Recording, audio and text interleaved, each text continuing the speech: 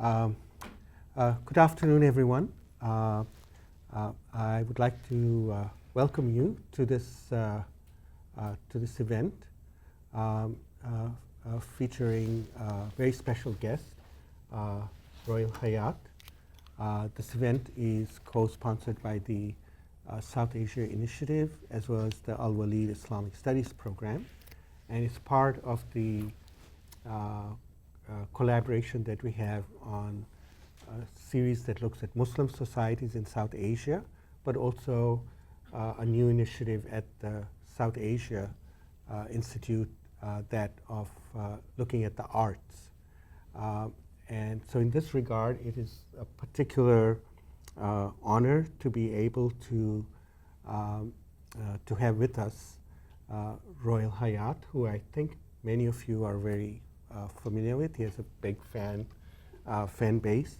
But when I first approached him for coming to Harvard, for initially there's a conference that we had this past weekend on intra-Muslim relations, and then about this particular event, he was very gracious, and even given his busy schedule, he said he'll make the time to come here. And so for that, we're very appreciative. Most of you know that he is a record producer, composer, and of Pakistan, but really now I think really on the world stage because he's internationally renowned. And he's largely credited with helping shape and pioneer Western-style rock and pop genre in Pakistan's music industry. For those of you not familiar with Coke Studio, I'll say a little bit about Coke Studio. So this was founded in 2008 and is credited with featuring Pakistan's notable and newcomer featured artists, which is broadcast every season. So Coke Studio is actually a Pakistani music television series which features live studio recorded music performances by various artists. So the show was produced by Rohail until season 6, and now it's produced by the Pakistani duo Strings. Coke Studio has been very popular in Pakistan and has been rebroadcast on television and radio stations, but also on YouTube, on the internet. There's a huge presence there. And one of the attractions of this particular program and show as it's been framed by Rohail is that it tries to capture, on the one hand, the ethnic and musical diversities of traditional Pakistani music, brings them into a studio where you have Western musicians, but tries to actually connect the two different musical traditions through the set of common values. And very, I think very thoughtfully done, so that the kind of music that gets created is what you would call middle of the way kind of thing. It's avoiding the two extremes and helps create communication of people of very different backgrounds, ethnicities, musical tastes, and so on. But also, interestingly, I think because of the kind of material that gets broadcast, many of it is steeped in Pakistani Sufi traditions in the different vernacular regional languages, which recently have come under attack by more sort of politicized representations of Islam. And this particular series has been a wonderful, I would say, antidote to all this rhetoric of extremism and so on. And it stresses the common humanity of people. And so very often when I talk about Pakistan, I say in Pakistan we may have a nation state, maybe in terms of its ideology, has failed, but it still survives as a nation, partly because of the cultural cohesion that's created by programs like Coke Studio. So this has played a very important role in, I think, even in Pakistani identity, where people can relate at the level of the arts to what it means to be Pakistani. So with that, I will turn over the podium to Rohail. Thank you. That was very kind of you, Dr. Sam.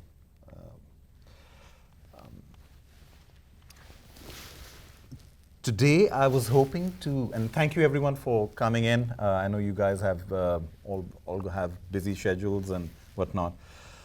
I was hoping to discuss today perhaps how Coke Studio came about, and subsequently what processes have come off of it, and you know they're thought inspiring, and I thought I'd share some of those thoughts with you. I don't know how many of you are musical or musicians, but so some of this may seem a little technical, but I'll try and you know, skim through the very complex details and try and stick to the stuff that that might make more sense. Now, I wanted to discuss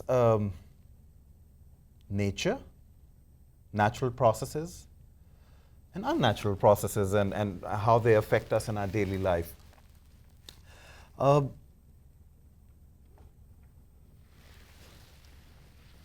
We find that in Sufic traditions and mystical traditions, we have what is referred to as the divine sound, the sound that created everything. Perhaps in quantum physics, you can call that the theory, the string theory. But what it is that everything at a quantum level is in vibration. The spiritualists long ago call this divine, in the Hindu tradition you call it the Om, the root frequency. In Islamic traditions you call kun, the sound of, that was the command that was given for things to become. It is be. Kun means be, and it was, as the Quran says. So there's this significance of the divine origin of sound, that at the root of the beginning there was sound. Now, sound as we know it seems to be the stuff that falls on our ears, but sound actually, or vibration, is actually a spectrum. It's a frequency spectrum. It is apparently infinite. It's interesting to note where our senses are tuned. We see in a certain spectrum, we feel in a certain spectrum, we hear in a certain spectrum. And these are very interesting 5 different spectrums that we call senses, because they're all tuned to deal with different aspects of the same big spectrum. Past our senses, of course, now we know that there's the ultraviolet, the infrared, and beyond that, the micro, and this, that, the ultra, but it's important to know where our 5 senses are tuned to and why. And that's what's thought-provoking. As nature would have it, anything that has manifested or has come into the state of wujud is visible to the eyes. That's the spectrum the eyes are tuned to. So we tend to believe things that we see as real. If you can't see it, it's usually not there. But as we know, instruments are measuring a lot more, and there's a lot more in this room that we don't see. But if we had the instruments, we realize that. So reality gets a reality check, that there's more to reality than we think there is. Likewise, sound has a certain spectrum. It's there, but it's not yet manifest. You can't see it, but you know it exists. So it gives it this fluid-like state where it's still not materialized or formed into matter. In quantum sort of terminology, you'd call it a wave, whereas you'd call the spectrum of visibility particle. So you've got this wave particle, and again, in quantum physics, there's an interesting thing that at a quantum level, everything's both a particle and a wave. So we are wave and particle. Everything is, right? So which basically shouldn't come as a surprise to us, because there's a part of me that's hidden from everybody else. That's my wave function. That's my soul, as the spiritualists will call it, and this is my body. It's that part of me that's the particle. It's manifested. So with that sort of understanding of where our senses are tuned to, we find that nature works in a really interesting manner. It heals, it survives. It survived all this time. We're sitting here because obviously nature did something right. We're products of nature. And how it's really interesting. These may be simple things, but I think they require pondering, because the processes of nature throws this random dice into everything. We have the seed of uniqueness in us all. That's why we all look different. That's why we have fingerprints that are absolutely different. But we're all humanoids, so there's a similarity, yet there's a seed of uniqueness that separates us from each other. It even separates us from our siblings. We are different from our own siblings for a very good reason.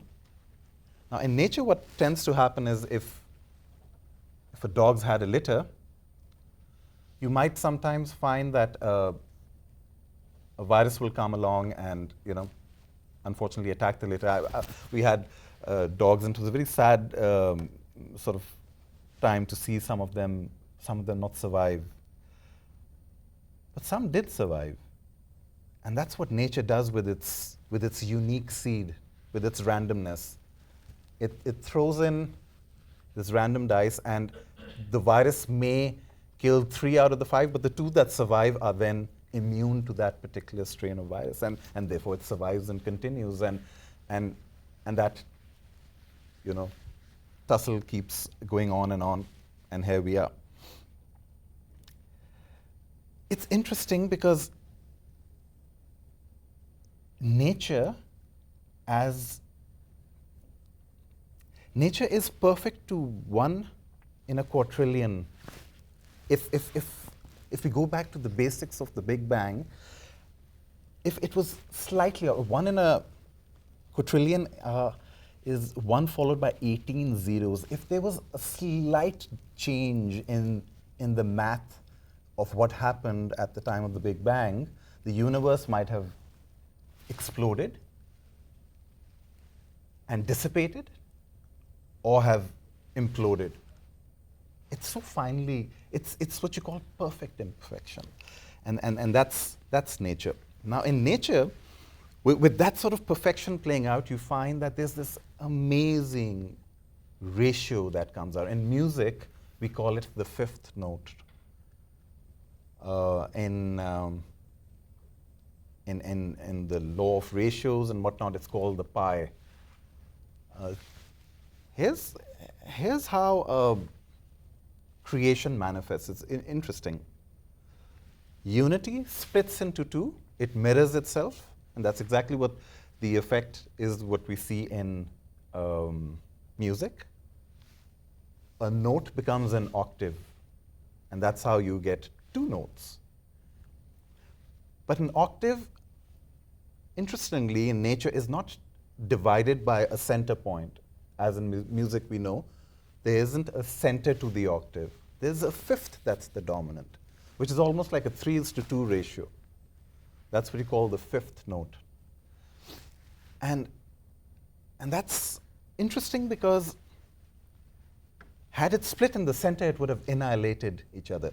This shift to this golden mean ratio of split causes this propagation to take place, this sort of perpetuity that we find ourselves 14 billion years later that we're a part of. It's musically very balanced. Something happened along the line, though, with this. Right up till about 100 years ago, all our tuning standards were based on natural music tunings. And that's not too long ago. I mean, there's this vast thousands of years of history of mankind where we were tuned to all the old instruments, the old churches that still have those organs that are built into them. They're not the standard tuning we guys are hearing today. They're all tuned to natural tuning standards. And what are these tuning standards? So now when you have this octave, what happened 100 years ago is that somebody took that octave and divided it into 12 equal parts. And that's the 12 notes you see, this 7 white and the 5 black on a piano key, the octave. They're equally distributed. There's some ratio as to 1.82 or something each interval. And somebody did this, and that's the music we hear today. That's the music we play. But when I was working on Coke Studio, I came across some interesting Eastern musicians who did not conform to this standard. They were like, your music's a little distasteful to us. And I said, what's this old man talking about? I mean, he needs to upgrade to the way the music, is now, and what's it? But he kept saying, son, I believe your ears are not as finely tuned as they should be. And you tend to dismiss that as nonsense. But then he made me go through it. He said, why don't you actually listen to the note I'm suggesting as the alternative? He was an ustad.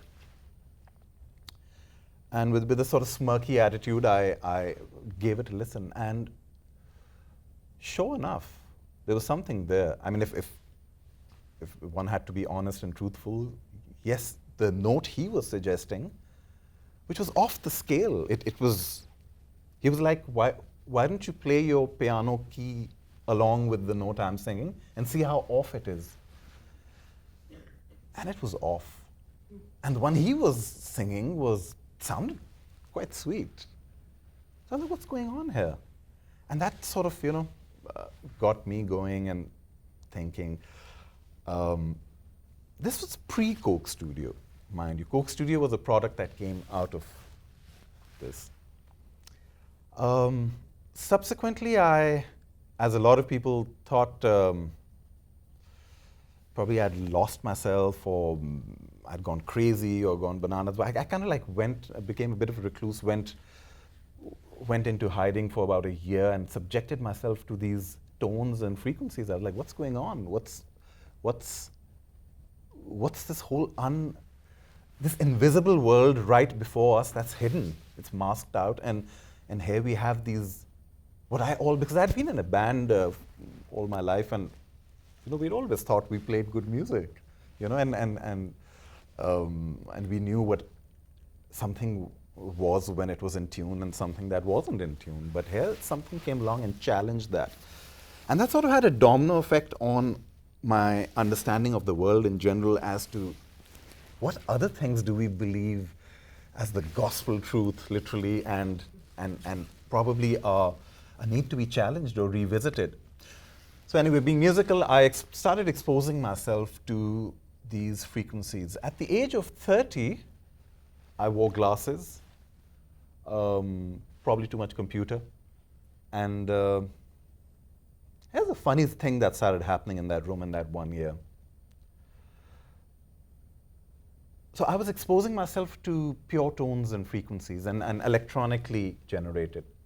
So obviously I got into the math of it. I realized that there's the Fibonacci law of ratios that play out in nature, and what this gentleman was exposing me to was one of those naturally tuned ratios. He was playing me the major third, Sare Ga, as you call it, the Gandhar within the spectrum. So the major third is one of the most affected notes in this distribution, equal distribution of the octave. And when it first came out about 100 years ago, there was a revolt in Europe. They called it the Devil's Third. It was so vile to the people because their ears were actually tuned to natural music. I mean, you guys can go do your own, research past this if any of this interests you. But yes, it was called the Devil's Third. It was so vile, but now it's become a standard.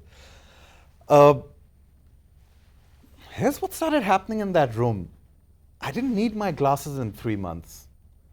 I was healing at a cellular level. My hair started growing. Well, it was always a bit long, but started actually growing faster than ever before. And I was not the only one benefiting from the exposure to these frequencies. I had a plant in the corner of my room. I'd got a little corner. And it was a money plant there that just went crazy. It started, I thought it was coming towards me because one shoot of it was halfway down the room, and I was, what's with this plant? And I eventually picked it up and put it near the speaker. It wrapped itself around the speaker. It just went, and subsequently, if anybody who knows me or visits my place, I'm surrounded by plants because I believe they give me a good indicator as to where the positive energies in a home are. You put within a room, you'll realize that there are positive and negative spaces, and you don't want to be sleeping in a negative space in a room, And plants are good ways to identify. If a plant's happy in a place, you're going to be happy in a place. So that's something to bear in mind. But within that 1 year, what started happening was strange things started happening. I became hypersensitive. These frequencies were doing stuff to me. They were breaking me down. And it was almost like a metamorphosis of sorts where I believe, well, I hope, the caterpillar became the butterfly, but there was definitely a transformation going on. But the more the transformation happened within the room, the more I realized that I was not suited to the outside world. All the music I'd ever listened to,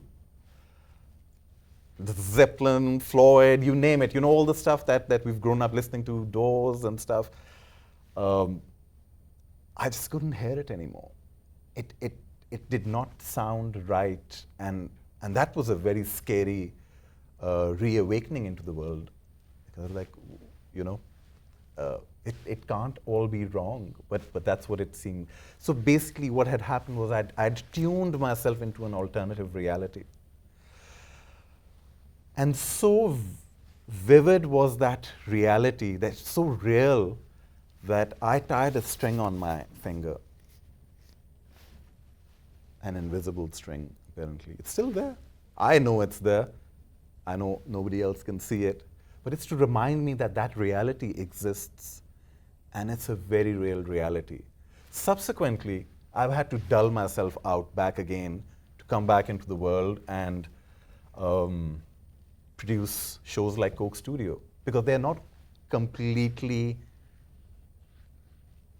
tuned to that understanding, but there is a sense of it in there. Because I really thought I needed to come out and do something with this understanding because of the amount of emotions it had. Because I believe what standard tuning is doing to us as an effect is dulling us out a bit. If I can give you a sort of equation, the way I've sort of understood it for myself, I've kind of concluded that my female woke up in that 1 year and that's why I became so sensitive.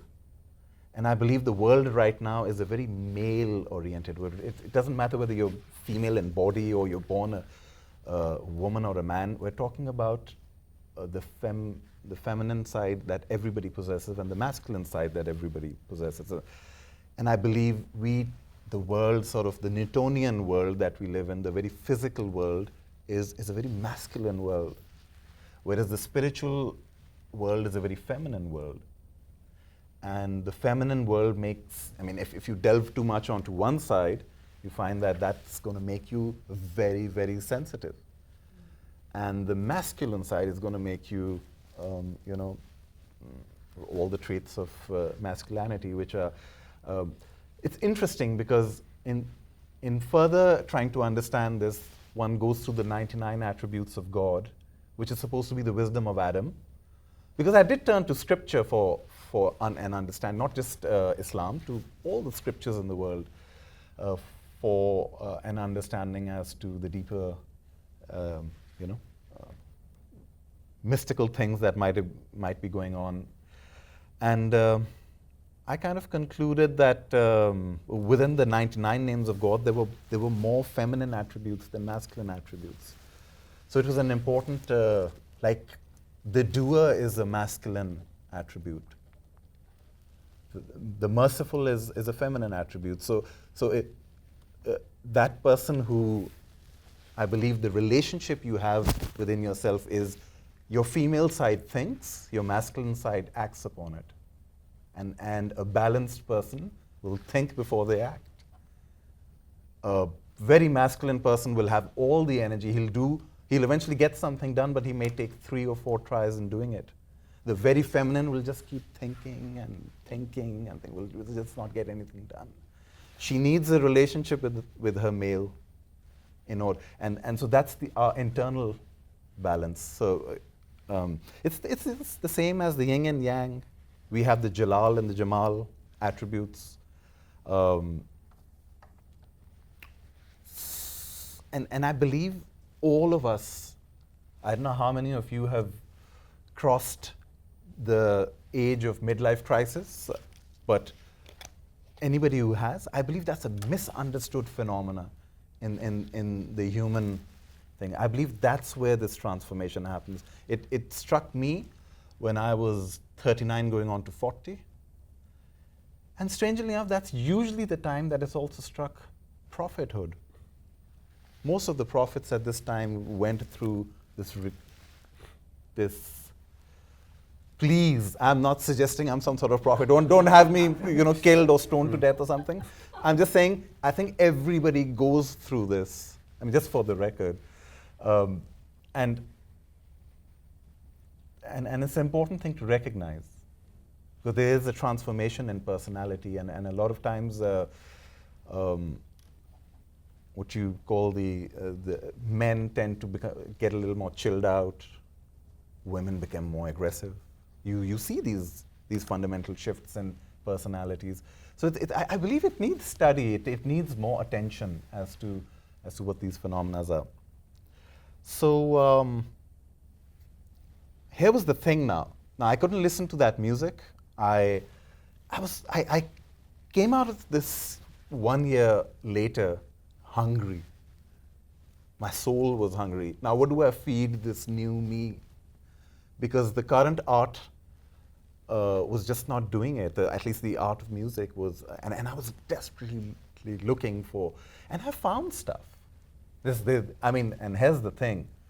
If you go out, there are these chimes that are tuned to natural tunings, and I've got a great collection of them. There are all these bells. There are all these things from medieval times that have survived. There are people who swear by it. There's the Nashville guitar tuning, which is tuned on a completely different understanding. It exists. It's there. It's just not common. The more common is this standard that seems to dull us out a bit. So when I recently came across the effects of food, unnatural and genetically altered food on the physical body, it left me wondering, what are the effects of unnatural music on the soul? And it's not just saying music is food for the soul. I think that needs an understanding, and where my understanding of that comes from is that there's the law of resonance. Likely things resonate with each other. Any musician will tell you if they've got a guitar and somebody else has a guitar, if one's tuned to a D note, if you strike it, the guitar on the other part of the room will start, the D string on it will start vibrating. That's a law of resonance playing out. Similar things will start reacting to each other. If you've ever sung in the bathroom, you'll suddenly notice your voice may become very loud. You've hit the resonant frequency of the bathroom with your voice. So it gets amplified, and there's this goonj, as we call it. Right? That's you striking a chord with something similar. Now, why is music affecting the soul? How I have understood it, is that you take any two opposites and you plot out its center. Like you have things exist in these three phases. Like you have gas on one end, vapor. You have ice on the other, and you have water in the middle. So you find that those are the three states. You have past, you have the future, you have the present. And that's how you tend to find the center of anything or any situation. Happiness, sadness, contentment. It's a great exercise. You might find that if you're drifting towards a certain emotion, or you find that you're excessively leaning towards a certain kind of emotion, find its opposite, and introduce that, or see how you can get a bit of that. Because all these things tend to throw us off balance. The eventual idea should be that we should want to find the center of things. There's the positive, there's the negative, there's the neutral. There's the spirit, there's the body, there's the soul. There's the unmanifest, there's the matter, manifest, there's the wave, as we discussed earlier. So all these things in the middle tend to resonate with each other. So the soul being in the center will resonate to the wave that's in the center. It's similar. So we think, if you kind of like get that, then you realize that emotions are created in the soul. And that's how music is able to affect emotion, right? And thus feeds it. And that's what the soul is surviving on. Now there are two aspects to it. There's the octave being divided into the equal temperaments, and then there's also the 440 hertz that's playing out, which was again introduced in the 1950s as a world standard. 440 hertz is where we tune our A note to in all the musical instruments of the world, except for military bands and certain religious institutions. They have different tunings. Other than that, the consumer level music is all tuned to 440. Unfortunately, that's not where nature is tuned. And by nature, we mean all the processes of nature. We've got the moon cycle, we've got the sun frequency, we've got the earth frequency, we've got all the planets, they're going around, they're creating these wave frequencies, and all of them produce certain frequencies that are very subsonic, hundreds of octaves below our hearing range, but they're there. So we know that it's not just a rock, the moon is not just this rock going around, it's also this, it's a particle and the wave affects us. And thus the moon cycles affect us. So this new 440 hertz is also unnatural. So my question, since this is you all university students and whatnot, is to ponder over whether, we see what genetically altered food has done. We see the issues of obesity. We see it looks, those apples look really good, but they don't taste as good. Anybody will tell you. Like we saw, the randomness of nature, it has healing properties. The randomness in music has healing properties for the soul. Just because we can't see our soul, the question is it obese? Is it crying out? Is it in distress? What are we feeding it? And and before any of you sort of locks themselves up in a room and starts, subjecting yourself to the frequencies, I tell you, the world's not a place for that mind. It's just not that anymore. So I don't know, it's just food for thought as to, and I thought I'd bring it out here because I was left with this challenge as to what do I do with this information now that I've exposed myself to it. So I thought I'd create the project called Coke Studio. And within it are Western tuned instruments. But there's also a process of trying to avoid conflicts within where the tunings of the Western instruments do not clash with the Eastern instruments. My instructions to the musicians used to be, skip the note he's singing, just leave that space, and usually you'd want to keep a note that the singer's singing, so that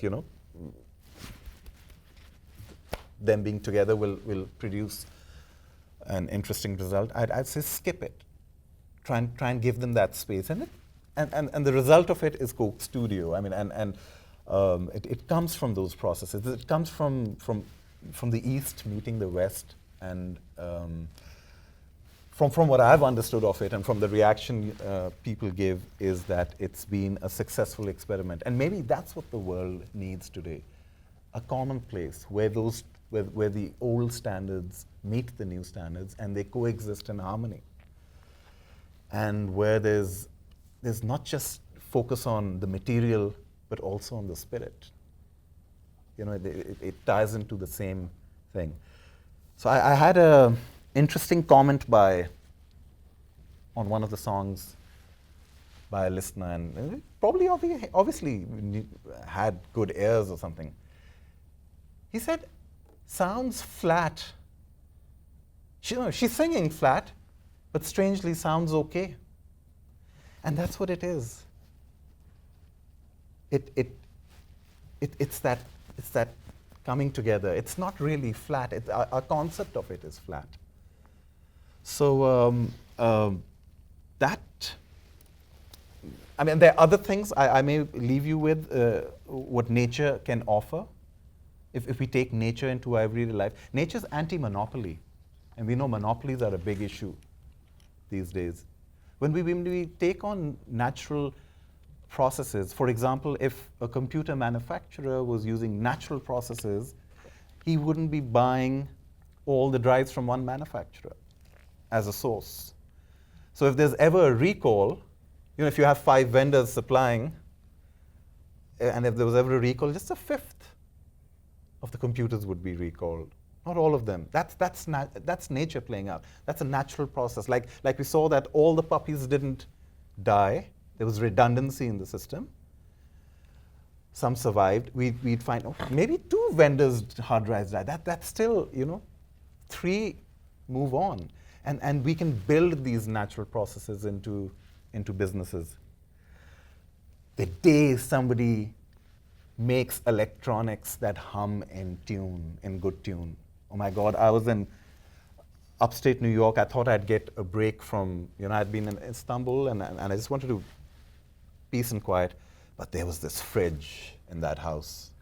And oh my God, every time I had to eventually just go and pull the plug out. Vile, because it rattled. We can hear it in this room as well. See? Now if these were tuned, that's not very difficult to do. If they knew what the magic frequencies were, if this wouldn't rattle our brains, we'd feel really good. We'd want to go and buy more electronics that hum, right? So these are things we can, I believe, learn from nature and bring into our everyday life to have a better life, I hope.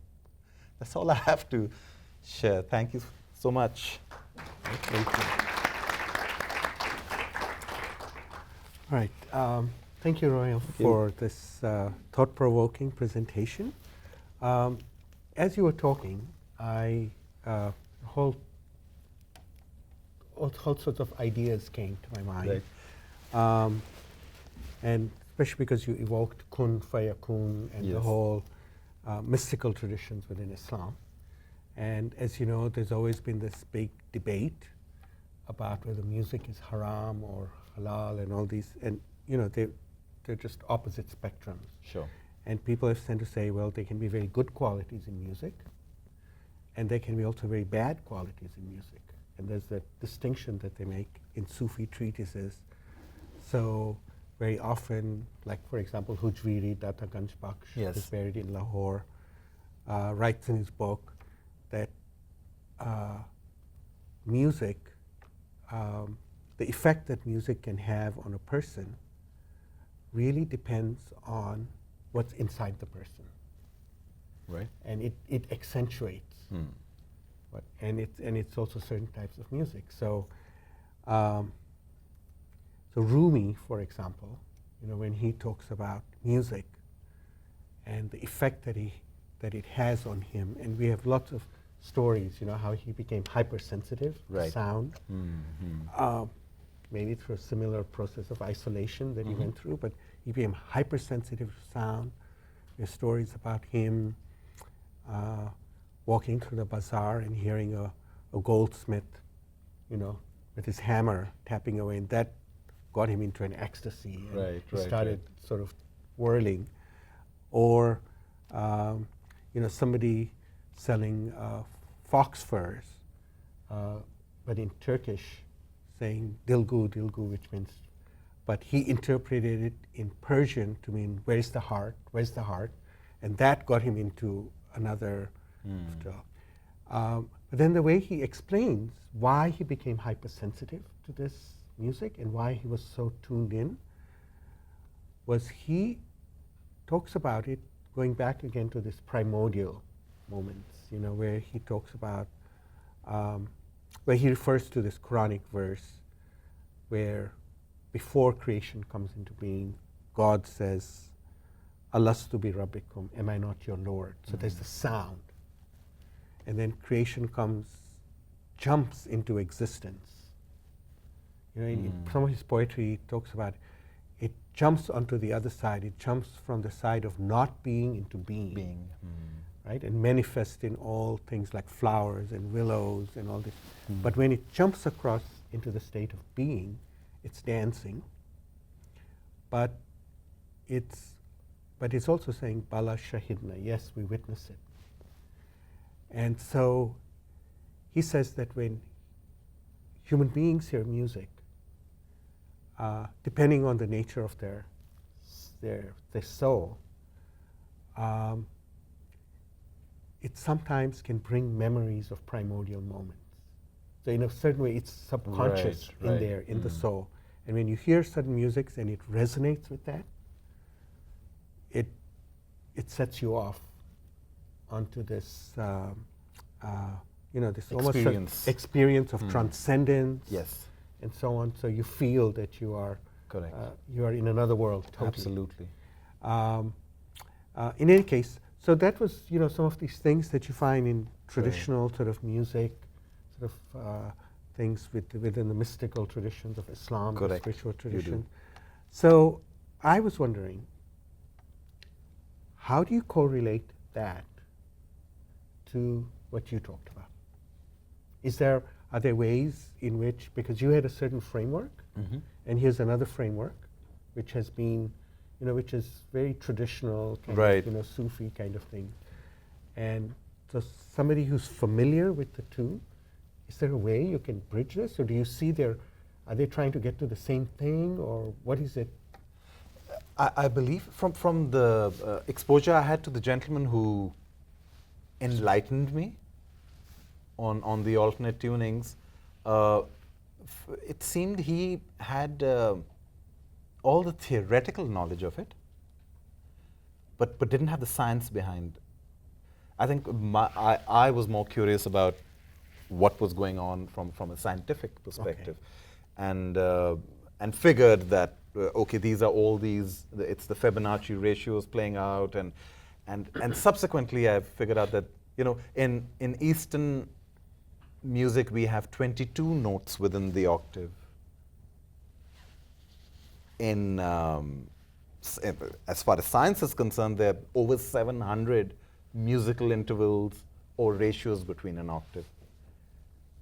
So, and you'll find that different cultures, the Chinese, the Hungarians, the Europeans, the Turkish, they all use their own sets of tunings and you know, some of it just doesn't, it sounds, as you might, anybody who might have heard world music, some of it that just doesn't sound right to us. It's not that it's not right, it's just that our ears are tuned very differently. It's almost, you can equate it to if enough people call blue yellow, then blue becomes yellow because the majority tend to decide what something is. So we have gotten so used to the modern tuning that when we hear anything else, we tend to call that off. Our sense of what's off and on is dictated by our own exposure and by a majority viewpoint. So that's I guess the parallel I can bring between because I've read the mystical aspect of it, but it stays mystical, and that's why it's mystical. I believe now there's the science to back it up, and that's how you can now in computers type in all the ratios, and of course there's softwares that allow you to do that. So I'm not talking about things that other people don't know about or these standards that don't exist. It's just that it's not mainstream, and one wonders why. Why is this mainstream? Because this has some notes that should not be exposed to anybody. They're musically, they're nowhere. So one wonders, and that's all I leave it at, is that I wonder why. Why is it so? Yeah. I think already the question of what's mainstream very often is connected with power.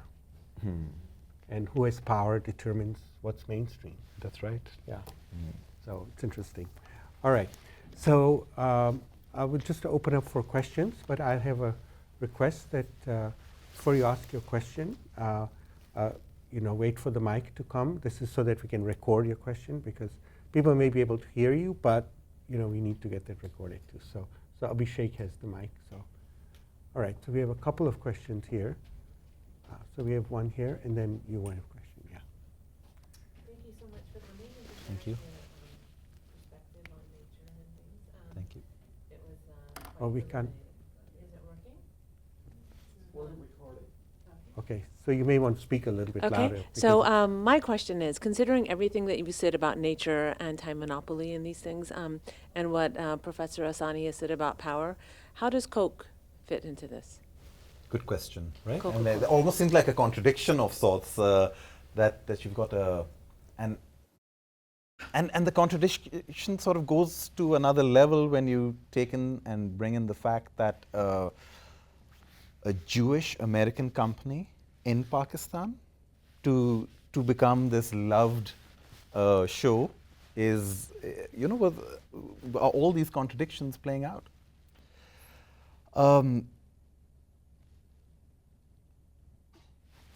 When I first set out to do a show like Coke Studio, I was looking for, I was pretty sure it was never going to be with a multinational company, because I didn't think any multinational company would support an idea like this. And although there was a little initial resistance to the concept of fusion music, but it wasn't from any conspiracy sort of aspect. It was simply who's going to want to listen to traditional music? I'm like, come on, let's bring in a little bit more youth into it and that sort of thing. So that was the only concern. I found that the values that the product had, and every brand has its own values, and I'm not sitting here sort of advocating. You've asked the question, so I'm bringing it up. Their values were about inclusiveness. Their values were about sharing. Their values, all the values one needed to actually get a message like this across or out there. Not every, I know because I've worked with other brands, and you need platform, you need finances, you need amplification for ideas to get out there. Here was a brand that had all of them. They're, what do you call it? They have like a brand charter of sorts, all about these values. They don't believe they're selling a sugary drink. They believe they're selling happiness. They do. It's in their charter. And they're reforming. As they're becoming more aware that sugar might not, in its current sort of way, be the right thing. I believe they're changing, and so yes, there's a contradiction in there, but I believe the values are where we came together. But now imagine, not every brand is going to let you do Allahu as an opening season song. Well, Coke will let you if it makes money. I mean, come on. I'll Come tell. on, it's Coke. You know, I'm more thinking about it, and I don't mean to put you on spot about what are the policies of Coke, Right. but, you know, it's not about inclusiveness, what they do to indigenous populations in Pakistan, but Without- also throughout the world, but that's a different topic, but I just. Sure, I understand, but what I'm telling you from my experience of, because I have worked. You're not responsible at all for what Not Coke at all, does, sure, but and I don't take it upon myself. I don't take any offense to it either. I just say that I know for a fact there are a lot of other multinationals who didn't think that it was smart to be doing Allahu, and I've worked with them as well. So I have to, you know, give them their due share. They were okay with it. They were okay with spirituality, although within their own charter they stay away from any kind of religious thing. And this was the whole thing. This was not about religion. It was about you know, a concept coming through, and they've been okay with it. Yeah. Hi, my name is Susan. I'm from the community, not a scholar, so maybe you can help me shape my question. Okay. But I'm looking for the concept of find the middle, and say on extremes, oppression, colonialism, on another piece, peace, looking for the middle. And at one point you said military bands aren't tuned to, and then I looked in my notes, I couldn't find it. But I'm kind of asking the question, what could, in a sense of sound, bring, you know, the calming of the world and less conflict? This is a large global question, so perhaps some kind of comment. But it's a great question. It's like you zoom out and you see, yes. It depends on whether you want to take colonialism as, I mean, if you were to take that as one end, there was obviously a failure at another end to allow colonialism to come into, right? So perhaps, I mean, the opposite of that would be, it's thought-provoking, but what would be the middle of that? Well, I guess. Well, to some extent, I guess we, as Pakistani people or Indians, are your perfect example of what comes out of the two, when the two meet, where you have colonial influence and you've got Eastern values. I'm speaking to you in English.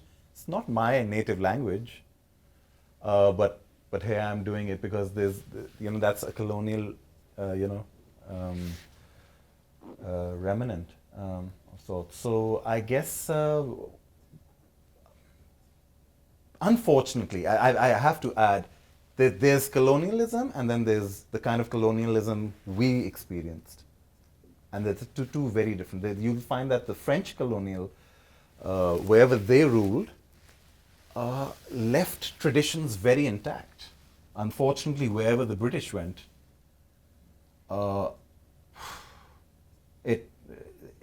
things culturally we were just left in tatters.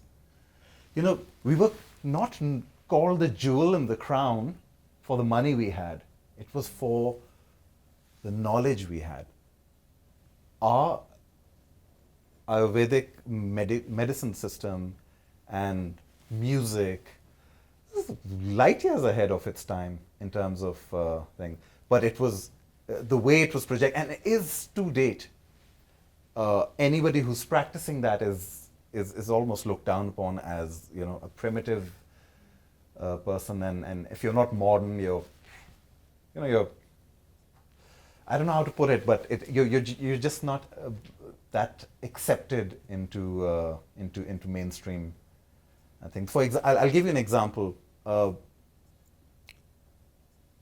I meet a lot of people who hold traditional values close to them, and one of the things they do, as we in subcontinental people will know, people sit on the ground and eat, and we find that only our servants and drivers do that.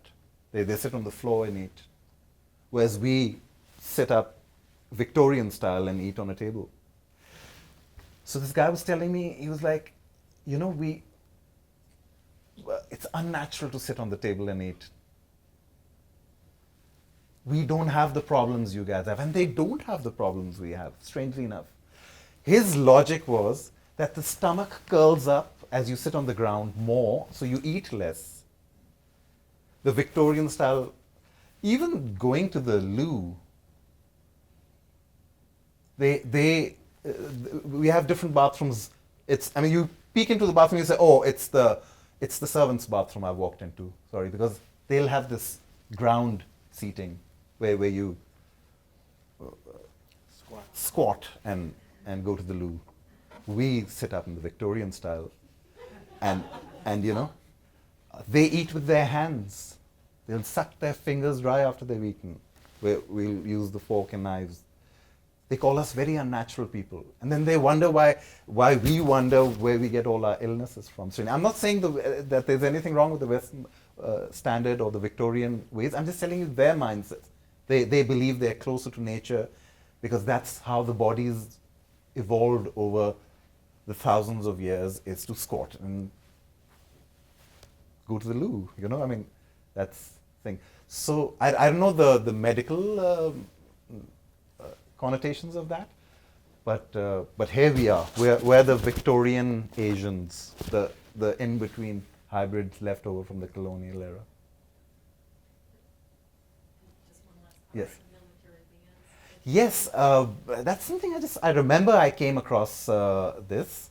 I think it might be worth a Google search. But I remember I was left wondering, because I was going through all these tuning standards, and I came across different standards for different militaries in the world. And they were tuned way higher, and I wonder whether that was to invoke a certain kind of excitement in them to do better in battle, or I don't know where that comes from, but I certainly saw it. Okay. Thank you, Rohail. And thank you for bringing vibrations and basic things like that. But musicians always are said to have a special ear for sounds and notes. Non-musicians like me are called tone deaf, so we do not perceive sound as well or vibrations as well, right, apparently. So in the process of your production, you said you became sensitive to these different notes and all through the person who introduced you to them. But how much was your original instincts playing, and how much? And you went into the science of it also. So when you were making decisions, what were you using? How much of intuition, your old experience, just making the choice of this is the melody? Because yes, there are many songs which are flat, but they sound very well. So something was happening, a magic was being created. But I just wonder, if it was all that new sensitivity, or it was the a musician's ear also. Interestingly, since I'd also been part of a band that did 4 albums and had a success, and that was all before I sort of woke up to this reality. So I had a measuring tool to go back and see what was going on then.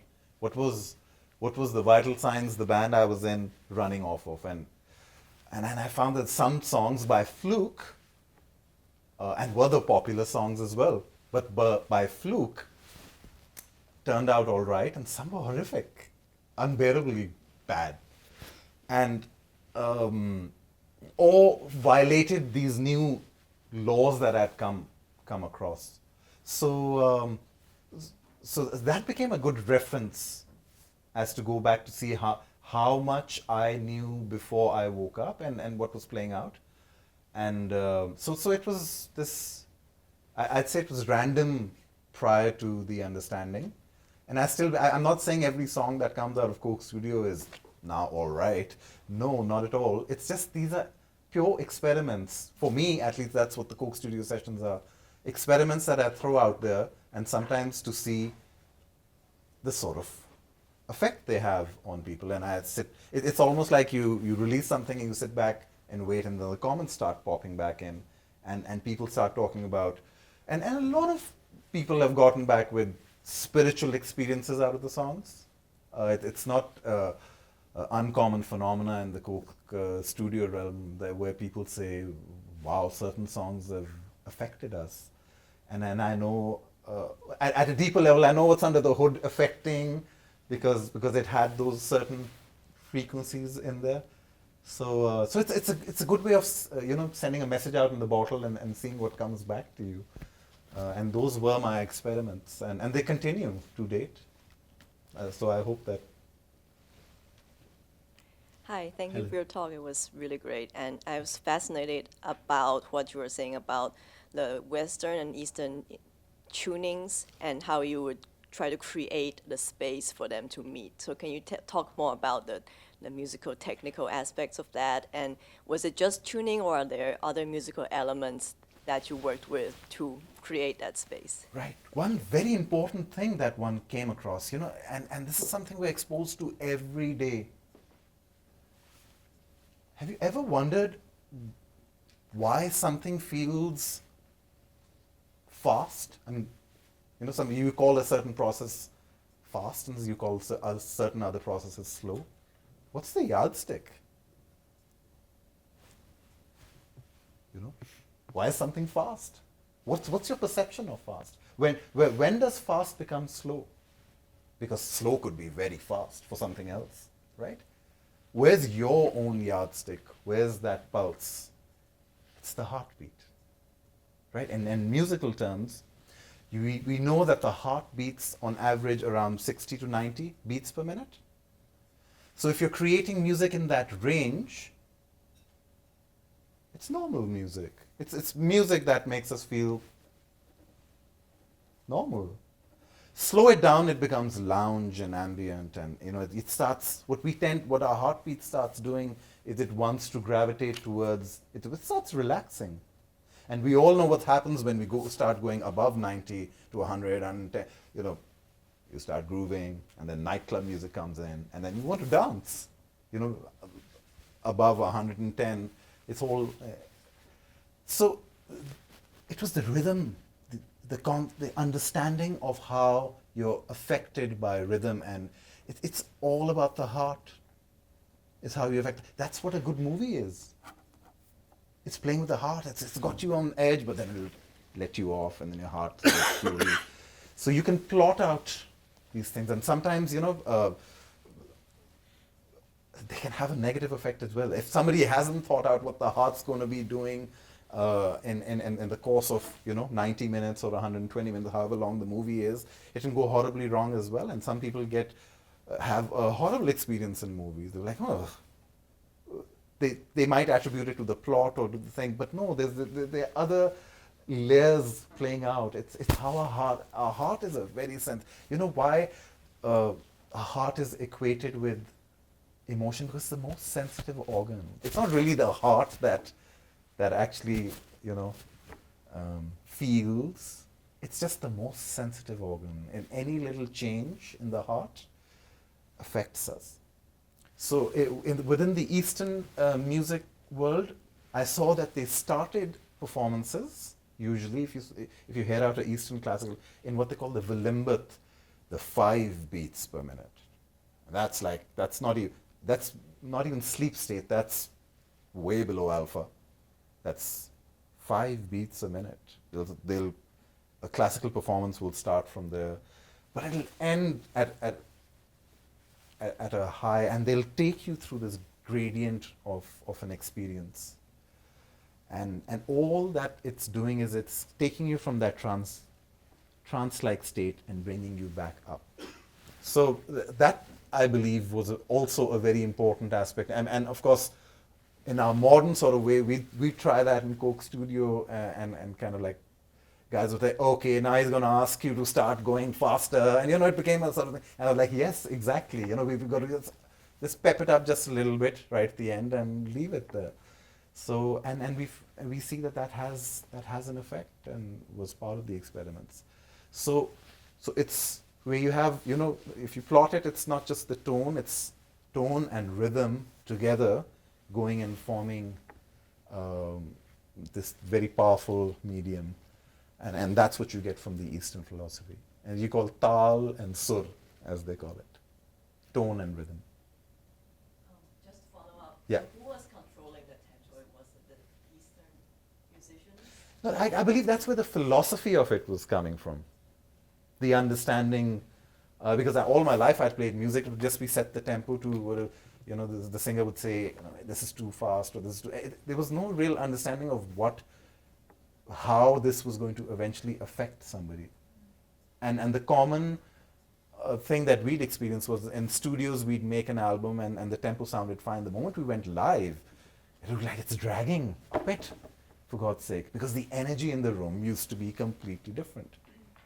And if I start talking slower, the energy in the room will start changing, right? I mean, and I can make the energy in the room hyper, or anybody can. Right, so it's this nature of our heart to adapt to the environment.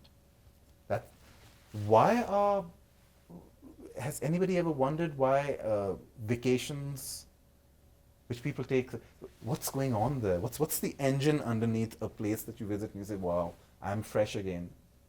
I can live another year now. I'll save up and it's the energy at that place that's playing out is that it's got a calming effect on you, your heart's thing, the waves, or people can take vacations and I don't think you should, but people can take them in hyper places as well, and then that's where the thrill rides and all that comes on. It's all music playing out. I mean, the laws of music are not, it doesn't just play out in musical form. I believe it plays out in life, in everyday life. You start seeing it like that.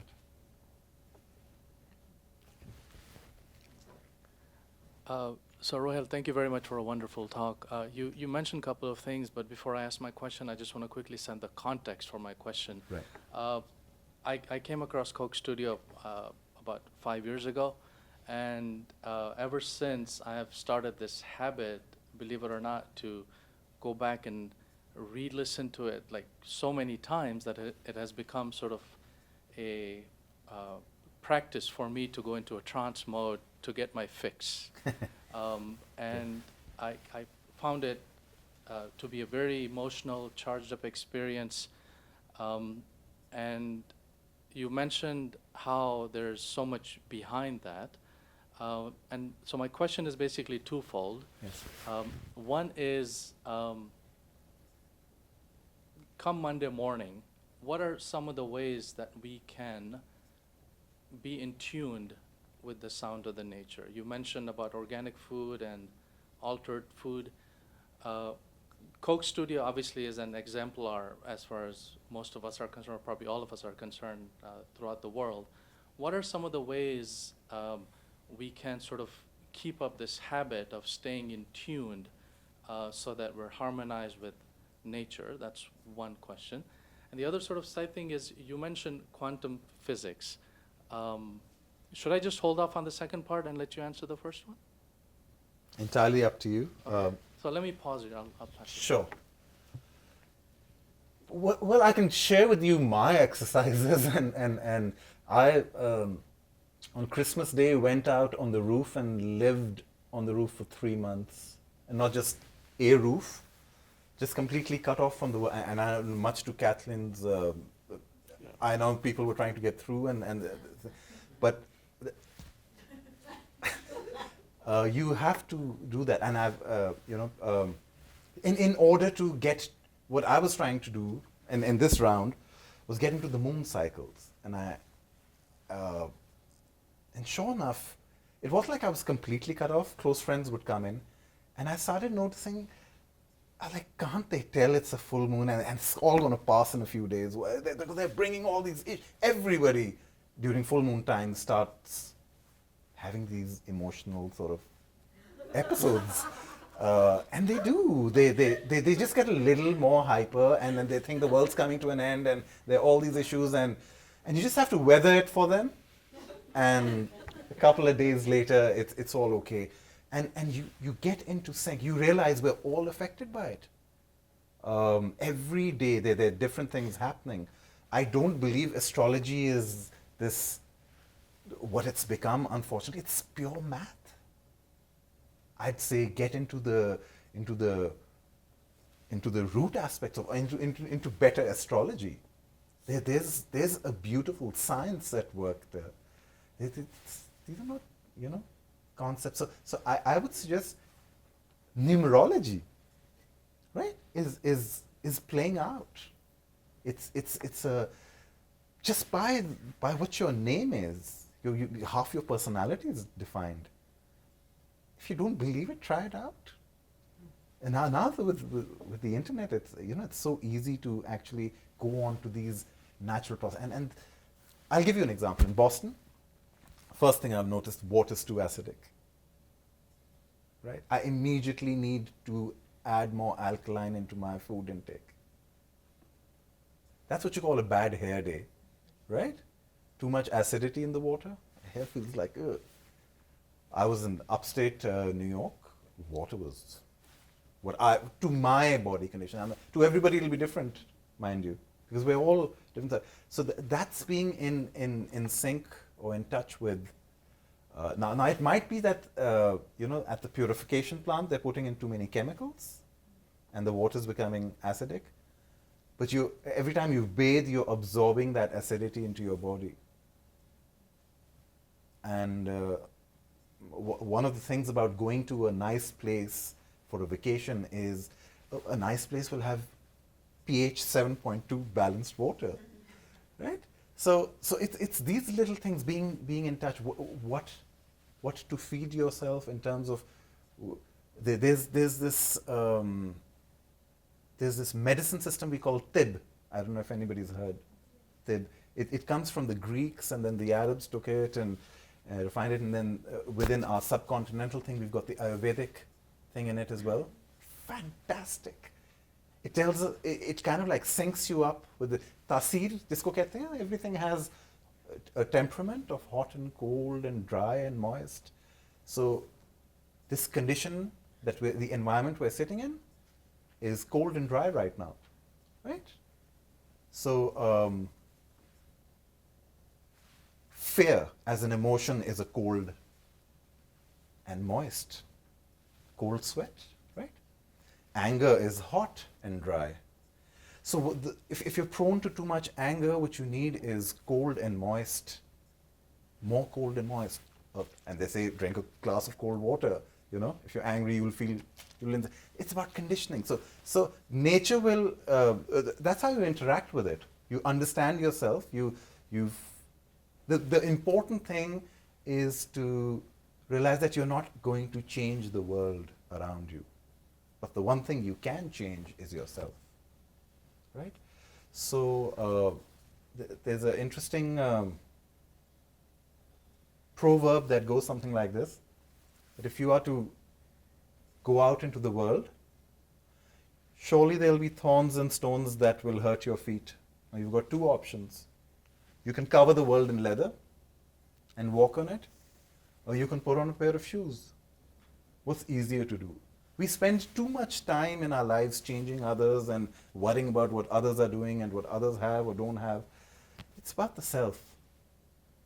And I think that's what nature, being closer to nature, does to you, is that it starts to fix your perception of things, and you start celebrating diversity and the uniqueness and things, as in nature it does. Every leaf on a tree, that's the Fibonacci law playing out. Is ever seen the canopy that comes across on top of forests? You know why that canopy is there? Because leaves are not blocking the sunshine of other leaves. If you notice the way they open out, they all get sunshine.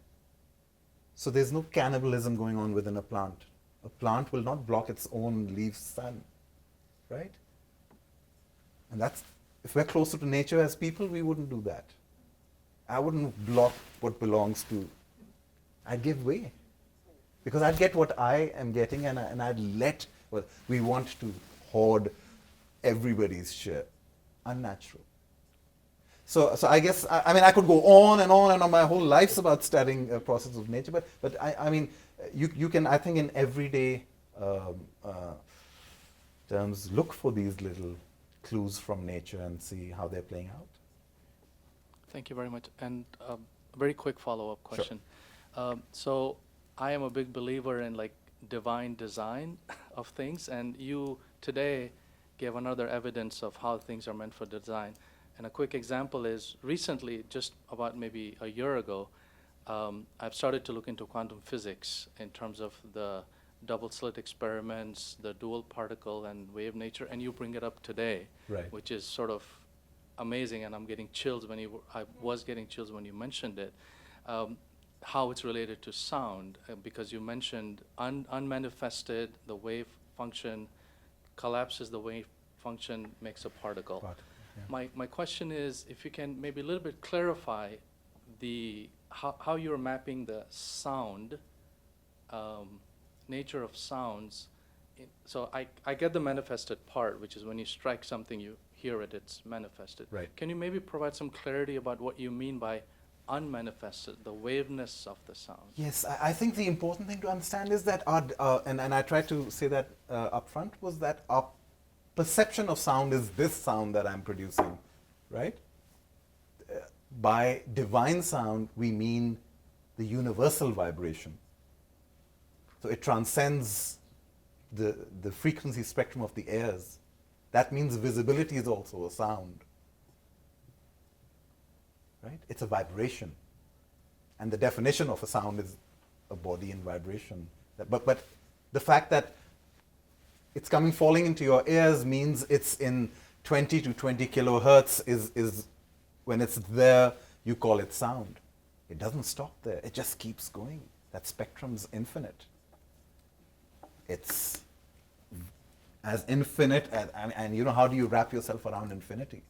But if you can just keep going, it gets wider and wider and wider as a waveform at the bottom, and smaller and smaller and smaller at the top. And in between that, it passes these certain states that we call reality. You see, anything that doesn't fall into our five senses, if you can't hear it, smell it, touch it, hear it, see it, you're like, it doesn't exist. But that's not really reality as we understand reality now. So we're just tapping into not even a slither or fragment of reality. So yes, do other dimensions exist within this room? I'm certain they do. I'm sure they do, right? And you can draw parallels between this. I believe, since we are in the dimension of the third right now, a text says that we have fallen from the seventh and are transitioning back. So death might just be the transition between the third to the fourth dimension. Because this certainly would scientifically also, physically also, be the only reality that gels into matter. Which is why the dead are not coming back in physical form. So it's just, Rumi said it beautifully.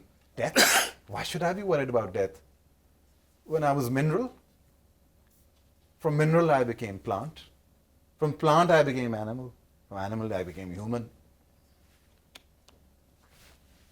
Well, I'm just on a journey, right? So I guess that's a way of looking at or interpreting the ascent back into through the dimensions and back into the Satwa Asman, as we call it, right?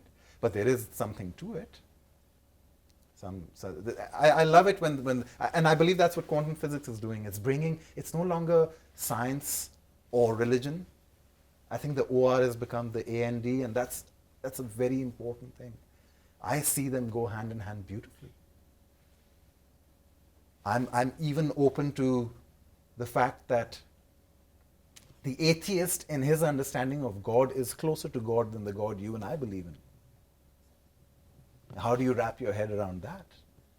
Because by the very definition of God, it is the entity that doesn't exist. It's pre-existence. It's pre-manifestation. It is absolute nothingness. So when the atheist is sitting there saying God doesn't exist, he may be absolutely right without realizing it.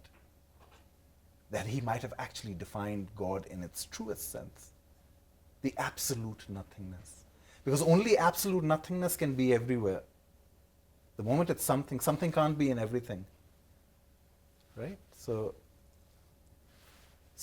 I don't think we should judge, is my point. It's universal. Sometimes we tend to we form concepts of what we believe are, I mean, think about it. You can't conceive the concept of God, right? If you do, it isn't God anymore. Nothing becomes something. And you can't, the moment it becomes something, and that's exactly how it has described itself. Your thoughts cannot reach me. I'm inconceivable. The moment you think of the inconceivable, you've given it a form and shape. So that's quantum playing out for you. Yeah, the quirkiness of quantum playing out. Yeah. Thank you. Welcome. One important thing is that when I say music became, the modern tunings became unhealthy, it was because of the state I was in, right? It might not have that effect on everyone, right? It was because I had tuned myself out of this particular realm and reality. So it started becoming more unacceptable. Yes, indeed, the exposure to certain frequencies are a very powerful thing. It's the stuff of magic, right? Abracadabra, the system of rags, it's not just a scale. It's like an equation. You have to follow certain patterns. When you follow certain patterns, they form a rag, and you have to perform that rag in that pattern, right? So it becomes a formula. And the ancients had mapped these out, and these were formulas to invoke certain emotions. And they'd take a rag and blend it with another one and create these, I believe with the fact that everything's now so bound down to these 12 notes, we are only exposed to these few emotions that music is able to create. That diversity within it is. So in effect, what is happening is when you start taking in notes that are actually not really good for the conscience, it's affecting you, it does leave you vulnerable in certain ways, and those vulnerabilities might be, I'm not saying that you'd immediately be able to go off cigarettes, but you perhaps will have a fighting chance to not want it. If it's unhealthy, your body will reject it itself, because that's what starts happening. You start craving for things that help you. I want that oil, it makes my body, you start listening to the body, and that's what it does to you. It opens up your connection and your communication with your own self, which I believe then is very healing. All right. Okay, so I think we'll break here now. There's a reception outside for you to informally engage with Rohail in good Sufi terms like sohbat, conversations that inform you. But I'd like to thank you very much, Rohail, thank you. It's been a pleasure. First of all, including Harvard on your itinerary, and really being with us. You were here for us for the weekend for the conference, and then also spending this time with us and really sharing with us your thoughts on the nature of reality and music. And you. it's, I think it's very sort of, for me, eye-opening in the sense that you get caught up in certain ways of thinking, and once in a while you need to think, well, there's another framework through which you can think about things. And so thank you for alerting us to those other frameworks. Thank you. Thank you so much. Thank Yeah. you. So kind of you. Thank you.